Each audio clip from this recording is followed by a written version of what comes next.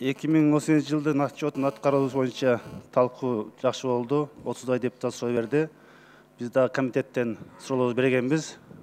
Менин суроом акыркы мына коомчулукта резонанс жараткан окуялар боюнча суроом бар эле.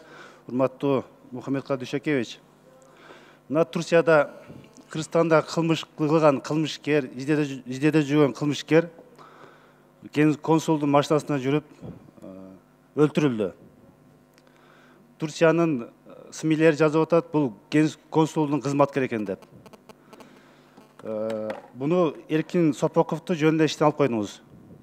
Бул жазасын тартабы, бул биринчи бул окуя эмес. Буга чейин билесиз, 1 жыл мурда Южный Кореяда ушундай элчиликте чуруу чыккан. Ал жакта да консулдун элчиликтин машинасын сатышат деген фактылар болгон. Демек, бул барча ушундай экен да. Буга ким жооп берет? Же иштен алып тим болосузбу? Бирөө жазасын тартабы? Тышкы иштер министри жооп береби? Эмил Токтогонович, ал факт болду. Азыр тергөө амалдары жүрүп атат. Ал машинаны кээ бери айтып атат, ал мамлекеттик машина болгон эмес, ал өзүнүн машинасы болгон. Кандайча жанагындай мамлекеттик машина болбосо, консулга тиешеси жок болсо, жанагындай номер чапталып атат. Алардын баарын текшерип, тергөө өзү бир жыйынтыгын чыгарсын, анан кийин. Бүгүн Азаттыкта жазып чыгышты, подтверждение берди деп. Тышкы иштер министри деп. Жооп берип койсоңуз сиз, тышкы иштер министри.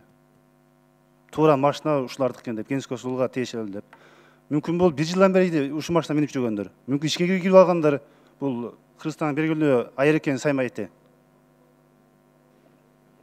Урматтуу Эмил Токтогонович, пресс-релизде бардыгы жазылган. Сопоковго ушул машина таандык. Бул жеке машина. Кайсы себептен жеке ишканага ал сатууга машинаны берип койду? Катыраак сөзсөз угулбай атат. Жеке ишканага бергенин себеби биз азыр тактап атабыз. Мыйзамдын чегинде ал жооп берет. Урматтуу Мухаммедкалый Дүйшөкевич, чара көрүлөбү? Катуу? Мына коомчулук уят болдук. Бул биринчи окуя эмес бул. Мына бүгүн кечээ эми кызматтан алынды ал генералдык консулубуз. Анан калган иликтөөнүкү кандай чыгат, ошого жараша чара көрүнөт.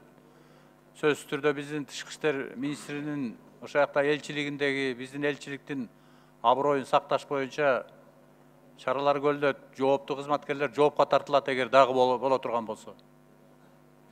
Катуу чара бир аз убакыт керек да. Рахмат.